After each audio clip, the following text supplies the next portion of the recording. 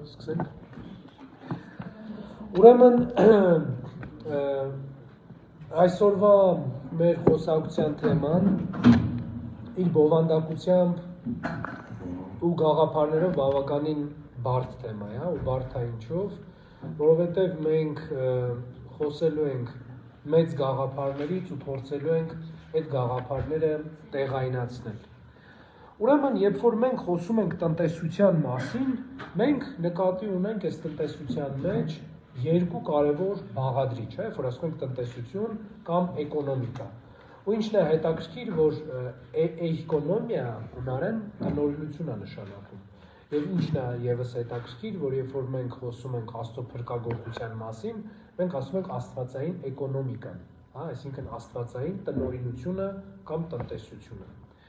Բայց երբ հիմա մենք խոսում ենք իհարկե նյութական տնտեսության մասին, ուրեմն շատ կարևոր է ընդհանրապես քրիստոնյայի վերաբերմունքը նյութին եւ առհասարակ տնտեսությանը։ Սրա համար մենք պետք է մի հատ փորձենք հասկանալ նախ եւ առաջ ինչա տարածություն ասածը քրիստոնյայի համար, որովհետեւ վերջի վերջո մենք գոյություն ունենք տարածության եւ ժամանակի մեջ։ Մենք մի առիթով խոսել էինք ժամանակի մասին, բայց չենք խոսել տարածության մասին։ Բայց ինչն է հետաքրքիր, որ Դոնալդ Հոֆման անունով մի գիտնական կա, որ հիմա էլ կենդանի է, ինքը զբաղվում է ֆիզիկայով, նաև կոնյունկտիվ հոգեբանության մասնագետ է, ու ինքը մի հատ շատ հետաքրքիր աշխատություն ունի տարածության մասին, որտեղ ընդհանրապես տարածությունը փորձում է վերլուծել, թե ինչ է տարածությունը, որովհետև եւ այս մարդը Դոնալդ Հոֆմանը շատ օգտագործում է համակարգչային մոդելավորումը հասկանալու, բացատրելու համար, թե ինչ է տարածությունը։ Եվ մի ինչ հետաքրքիր օրինակ է ինքը բերում։ Տեսեք, մեզնից յուրաքանչյուրը երբ որ աշխատում է համակարգչով, ու այնտեղ օրինակ Word file է բացում, ու գրում է այդ Word file-ով, հետո իր աշխատանքային սեղանի վրա այդ ֆայլը ունենում է ինչ-որ մի հատ նշան, չէ՞, կապույտ գույնի եւ այլ նշան։ Բայց այդ նշանը ամենևին ցույց չի տալիս այն բովանդակությունը, որը կա այդ ֆայլի մեջ։ Եվ եթե այդ նշանը վերցնենք ու այդ ֆայլի բովանդակությունը, իրանք լրիվ տարբեր են իրար։ Եվ մի հատ ուրիշ բան էլ կա, որ այդ նշանի նպատակն էլ չի, որ ինքը այդ ֆայլի բովանդակությունը ցույց տա, այլ նշանի միակ բանը այն է, որ ինքը ցույց տա, որ սա կա ուղղակի, պատկերացում տա մեզ դրա մասին։ Եվ նույն ձևով, երբ որ մենք օրինակ նայում ենք իրար, չէ՞, մեկս մեկին ենք նայում, մենք տեսնում ենք ինչ-որ կոնկրետ ուրվագծեր, դիմագծեր, բան եւ այլն, բայց իրականում մեզնից ոչ մեկը այդ դիմագծերն ու ուրվագծերը չի, չէ՞, երբ որ մենք մեր մասին ենք մտածում, մենք ամեն դեպքում չենք մտածում, չէ՞, որ ես թոքի, լյարդի, լեղապարկի, ստամոքսի, չգիտեմ, ոսկորների բան եւ այլն միությունն եմ կաշվով պատված։ Մենք դեռ չենք մտածում, չէ՞, մենք ինքներս մեր մասին։ Ոստեղ խնդիրը որն է տարածությունը ընկալելու, որովհետեւ մարդը նախ եւ առաջ տարածություն է, չէ՞, որովհետեւ եթե տարածություն չլինի, մարդ չի լինի նաեւ։ Ուրեմն տարածության քրիստոնեական ընկալումը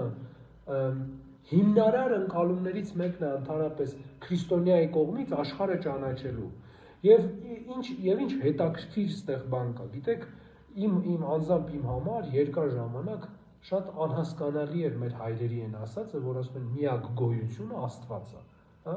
որտեվ եթե օրինակ Բարսեղ Կեսարացի կարդաք, Գրիգոր Նյուսացի, այսինքն Կեսարյան հայրերին, ովքեր երրորդաբանական հայացքներն են ըստ էության պարզաբանել, դուք անընդհատ կհանդիպեք այս գաղափարին, որ միակ գոյությունը Աստված է, միակ։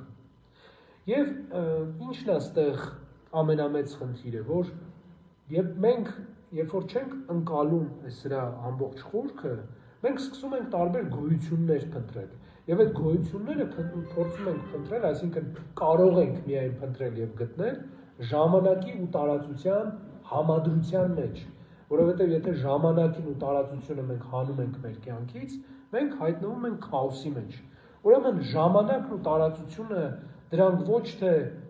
անկախ բաղադրիչներ են, այլ դրանք սուբյեկտիվ ընկալման միավորներ են, որոնցով մենք ուղղակի կարողանում ենք աշխարհը ընկալել մեր մեջ։ Եվ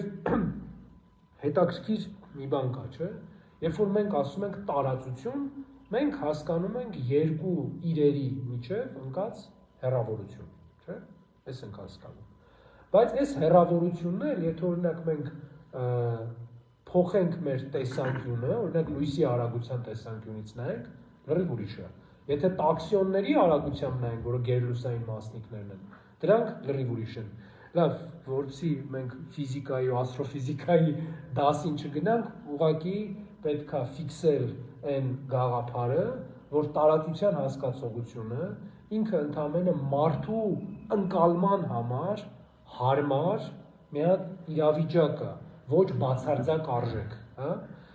Ոստեղ ի՞նչն է խնդիրը, որ երբ որ մենք խոսում ենք տնտեսության մասին, մենք անընդհատ դառնում ենք նույն այս տարածությանը, որովհետև վերջի վերջո տեսեք, եթե ծննդոց գիրքը դուք բացեք, ելից գիրքը բացեք ու 5 կտակարանը, մենք անընդհատ ինչ-որ երկրի մասին ենք, չէ՞, խոսում, ավետյաց երկրի մասին ենք խոսում, այդ ավետյա գերության մասին ենք խոսում, հետո եկավ Քրիստոս ու պարզվեց, որ երկնքի արքայության մասին ենք խոսում, հետո Օգոստինոսն էլ գրեց էլի երկնքի քաղաքը, երկնային քաղաքը, աշխատությունը, որը նպատակ ուներ հենց մարդկանց այս տարածական կապվածությունը մարդկանց մեջից հանելու։ Ուրեմն, սիրելիներս, այս ամեն ինչից ֆիզիկայի նաև ժամանակագույն, այս հայտնագործություններից մի պարզ ճշմարտություն է երևում, որ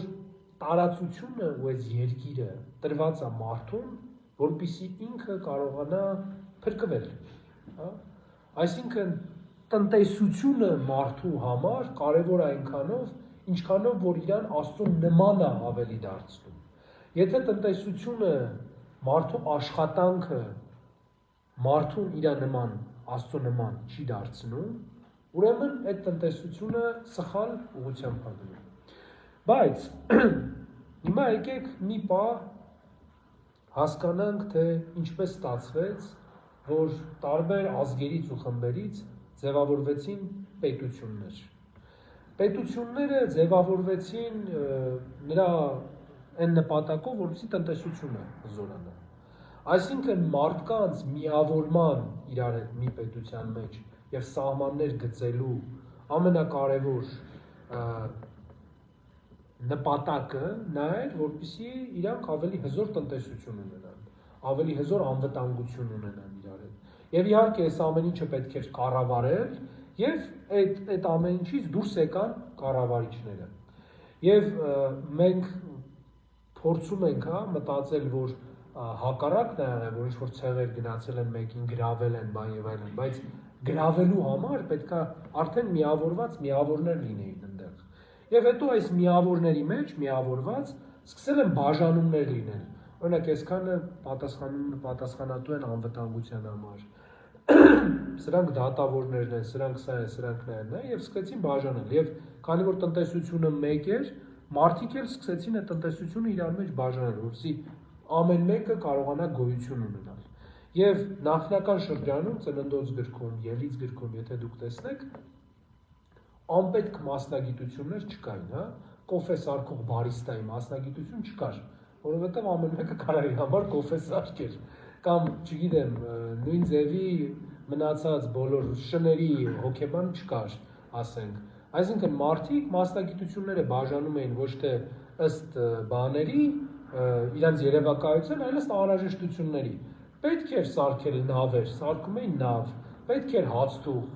ունեին հացթուղ, պետք էր ցորեն հնձել, ունեին հնձողներ, այսինքն շատ իրական էր այս ամեն ինչը, բայց ինչի համար էին մարդիկ այս տնտեսությունը վարում, նրա համար, որ ինչ էին միավորվում իրար հետ, որովհետև այս մարդկանց հետ, այս միևնույն տարածքի մեջ, իրանք կարողանում էին իրենց ինքնությանը հավատարիմ մնալ, այսինքն իրենց արժեհամակարգը պահել։ Եվ ինչն է հետաքրքիր, որ այս խմբերը վերջի վերջո ձևավորեցին ազգեր,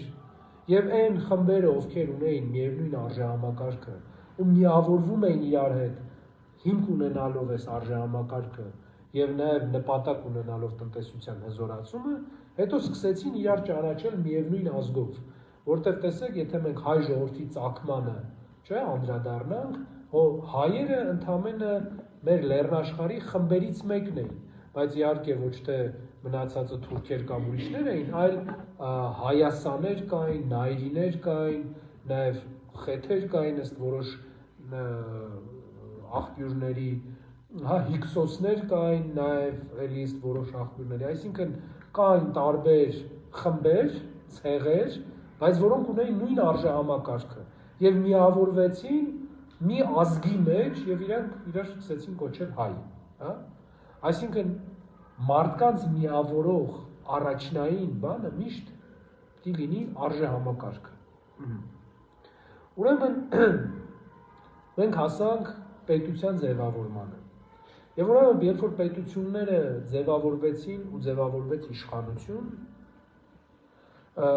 իշխանությունը շատ արագ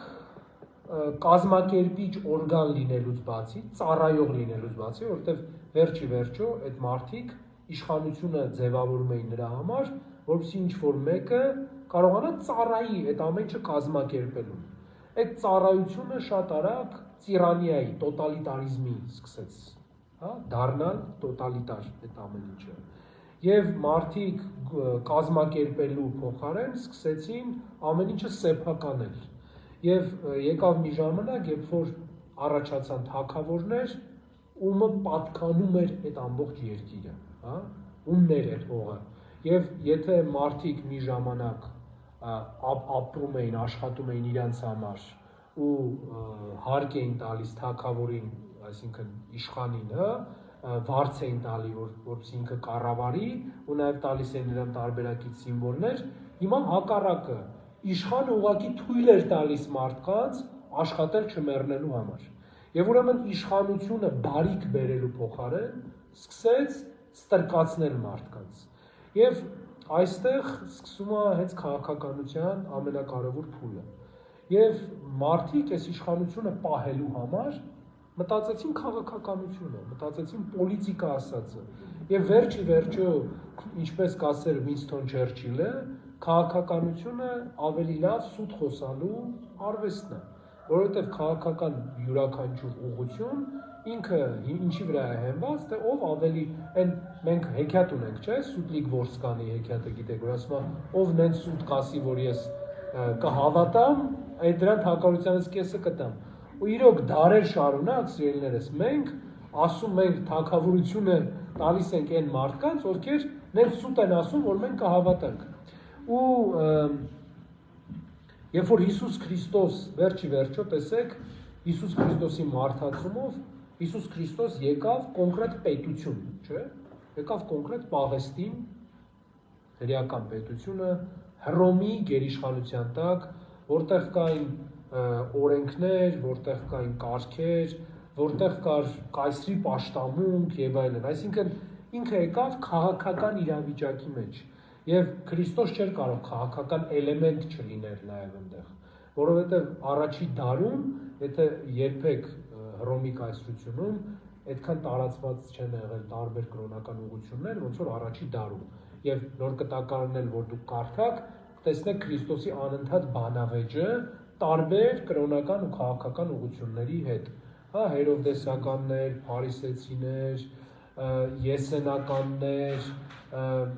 եւ տարբեր հունական փիլիսոփայության նաեւ ազդեցության տակ եղող տարբեր խմբավորումներ, որոնց հետ Քրիստոս անընդհատ բանավեճի մեջ էր, սադուկեցիները, հա, որ օրինակ օգուն չէին հավատում եւ այլն։ Ուրեմն մենք ստեղ արդեն տեսնում ենք մտքի, հա, մարդու գաղափարի, ազատության եւ իշխանության առաջի առճակատումը, որովհետեւ իշխանությունը պահպանելու համար ամենակարևոր նախապայմանը մարդկանց մտքերի սպանությունն է, մտքի ոչնչացումն է, չգիտեմ ինչ ասեմ, մտքասպանություն կամ ես ճիշտ ասած ռուսերենում եմ այդ տերմինը հանդիպել, мыслецид են ասում, հա,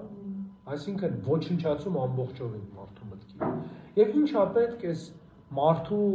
միտքը ոչնչացնելու համար։ Պետք է նախ եւ առաջ իրան ուղեղից հանել այն կարևոր գաղափարը, որ ինքը ազատ է։ Որովհետեւ միայն եւ միայն ազատության մեջ մարդը կարա առողջ մտածի։ Բայց հեշտ չի սա, հասկանում եք, հեշտ չի մարդուն համոզել, որ ինքը ազատ չի։ Եվ որպեսզի մարդը ինքը կամովին իր այս ազատությունից զրկվի, իրան տալիս են տարբեր գաղափարներ։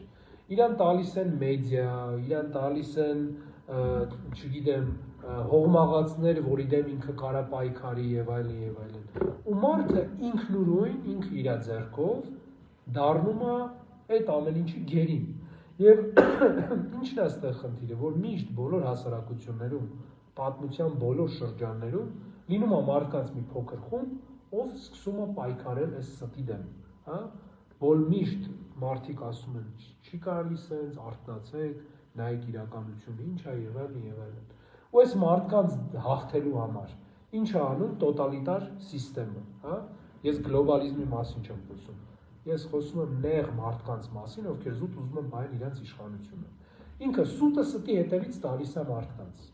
Եվ մի սուտը դեռ չհաղթած, այն մյուսն է գալիս, մի սուտը դեռ չհաղթած, այն մյուսն է գալիս, եւ ինչքան էլ որ ընդդիմությունը, հա, այս ճշմարտության մարտիկները, ինչքան էլ որ պայքարեն այդ ստի դեմ, միևնույնն է, անտրամաբանականությանը, տրամաբանությամբ շատ դժվար է հակազդելը։ Եվ ինչն է այստեղ ամենամեծ խնդիրը, որ մարդկային մասսաները իրանք հակված են անտրամաբանականությանը, անգիտակցությանը, եւ Յունգը գիտեք, որ ունի մասսայական փսիխոզի մասին աշխատությունը, որը հիմնված է Միլսի ուսումնասիրությունների վրա, որտեղ շատ ինտելեկտուալ հասարակություններ, երբ որ ընկնում են այս խաբեությունների մեջ, իրենց ինտելեկտի մակարդակը գնալով իջնում է։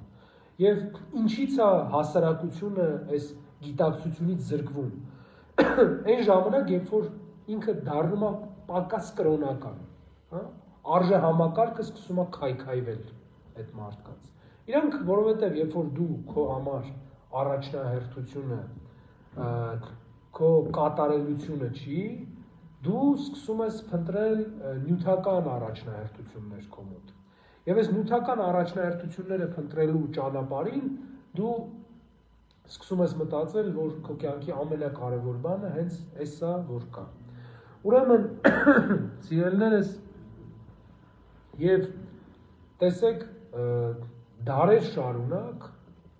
իշխանությունը փորձել է համոզել եւ փորձել է կառուցել մի հատ այնց համակարգ, որտեղ տնտեսությունը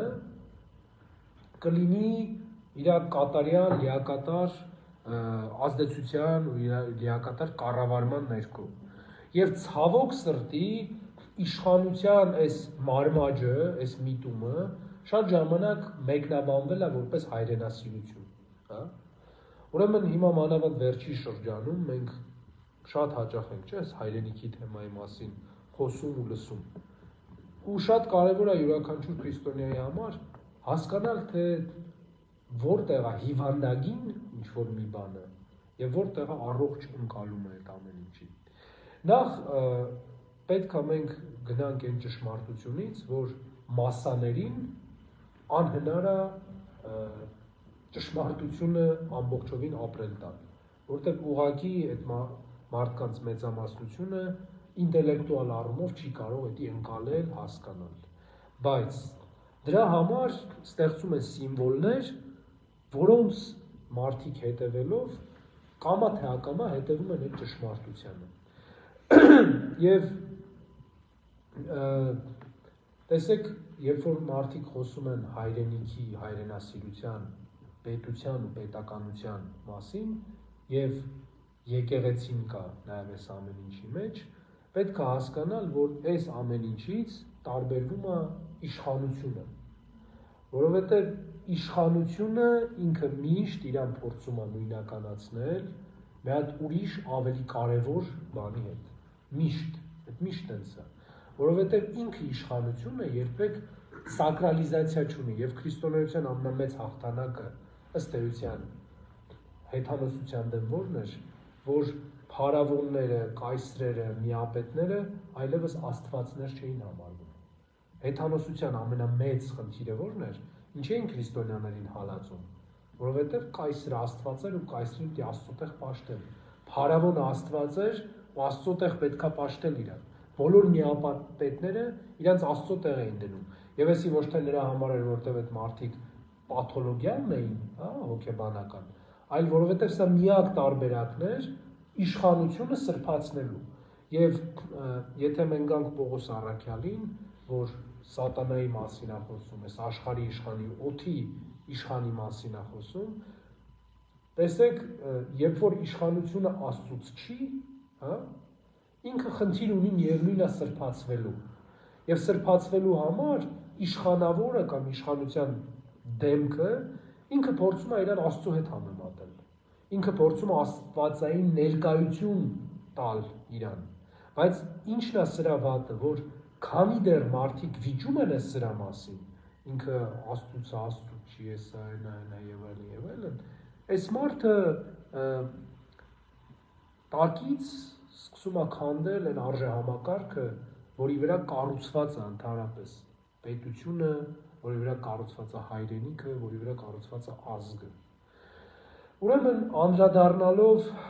այսօրվա առաքին, բարի տնտեսի առաքին, մեր հայրերը շատ տարբեր ձևի են մեկնել այս առակը, բայց իրականում ինչի էր տնտեսը բարի, որովհետև տնտեսը նախ եւ առաջ չփորձեց կեղծել, չփորձեց ինքը իրան կեղծել, հա, չփորձեց փոխել արժեհամակարգը, այլ մնաց այն արժեհամակարգի մեջ, որ տերն էր տվել իրան, չէ, որովհետև թեկուզ ասեց, ինքը չասեց, այ ես էդի չեմ արել, դուք խաբում եք ինձ, դուք իմ գլխին սարքում եք, սկսեց սուտ խոսել, ինքը ասեց, 100 է սպարտ, կարի գրի 50, այս է սպարտ, կարի գրի են, եւ ինչն է սրա ամենամեծ խնդիրը, ի սկզբանե այն ինչ մենք ունենք, այդ Աստծո տվածն է մեզ, եւ մեր տնտեսությունը ճիշտ բաշխելը մեկս մեկի մեջ, որպես ազգ ու որպես պետություն, որտեղ եթե Մարքսի կապիտալը կարդացել եք, Մարքսը անդրադարձ ունի այս փոքրիկ առակին, շատ տողատակային անդրադարձ է, բայց Մարքսի վերլուծողները ասում են, որ տնտեսության կառուցման, սոցիալիզմի նաև ու կոմունիզմի կառուցման հիմքերից մեկը նաև այս բարի տնտեսի առակն է, որովհետև ըստ էության ինչ է անում տնտեսը, կուլակաթափ է անում, բաշխելով մարդկանց այդ ամեն ինչը, այսինքն փորձում է վերականգնել հավասարությունը, կորսված հավասարությունը։ Եվ իրականում տնտեսության ճիշտ կառավարումը Աստծո ժողովրդի կյանքում ներկայության կարևոր ցուցիչներից մեկն է, որտեղ տեսեք, եթե անդրադառնանք Ելից գրքին, հրեաները Եգիպտոսից դուրս գալուց եգիպտացիների ոսկին վերցրեցին իրանց հետ։ Աստված ասեց ամեն մեկը ձեր հարևանից ոսկի վերցրեք։ Ու ինչ արեցին իրանք այդ ոսկին, որը իրանք պիտի ապրեին, տնտեսություն պիտի անեն։ Ձուլեցին ու ոսկի հորթի կուրքը սարքեցին։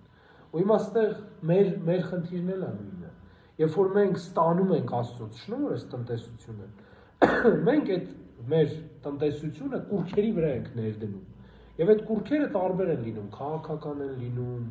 չգիտեմ, հոգևոր են լինում անգամ, որովհետև եթե անգամ ես ասեմ ձեզ, եթե անգամ մի հոգևորականի դուք պաշտելու չափ սիրում եք, այդ ինքը միևնույնն է կուրք է դառնում։ Ու անպայման չէ, երբ որ մենք ասում ենք կռապաշտ, պատկերացնենք, ասենք, չգիտեմ, sense հունական զգեստով մեկը, որ կռապաշտ է, բան եւ այլն, որովհետև կռապաշտ կարելի է լինել նաեւ եկեղեցում։ Այսինքն կռապաշտությունը դա մարդու կենթանի Աստծուն չտենալու կարողությունն է, հա, կամ անկարողությունը տեսնել կենթանի Աստծուն։ Ուրեմն սիրելիներս, հետաքրքիր է, որ այս բարի տնտեսի առակից հետո Քրիստոս միանգամից պատմում է աղքատ Ղազարոսի առակը։ Եվ սա իրականում շատ հետաքրքիր գեղարվեստական ժանրային զարգացում է, որովհետև երբ դրվում է խնդիրը, դրվում է նաև դրանից հետո լուծումը։ Ուրեմն տեսեք, եթե կարճ պատմենք, հա, սրա մասին։ Ինչա, մի մարդ իր ամբողջ կյանքը նվիրեց այն բանին, որը ընդամենը միջոց էր իր հանդերձյալ կյանքի համար, հավիտենականության համար, որտեղ ամեն մեկիս նյութական ունեցվածքը ընդամենը միջոց է, որ մենք երբ որ անցնենք հավիտենականության, մենք ինչ-որ բան վաստակած լինենք, ու անիրավ մամոնայից ձեզ ընկերներ սարքեք, հենց էսը, այսինքն թույլ տվեք, որպեսզի նյութը ձեզ օգնի, որ դուք հավիտենականությունը ժառանգեք, որտեղ է դրա համար այդ նյութը ձեզ տրվում, բայց այս մարդը շփոթեց միջոցները եւ նպատակը եւ իր ամբողջ կյանքը ծախսեց ոչ թե նպատակի վրա, այլ միջոցի վրա։ Եվ դրանից հետո այս մարդը մեռավ ու ունեցավ այն, ինչ ինքը ուզում էր։ Բայց Աստված նաեւ այստեղ մեզ տալիս է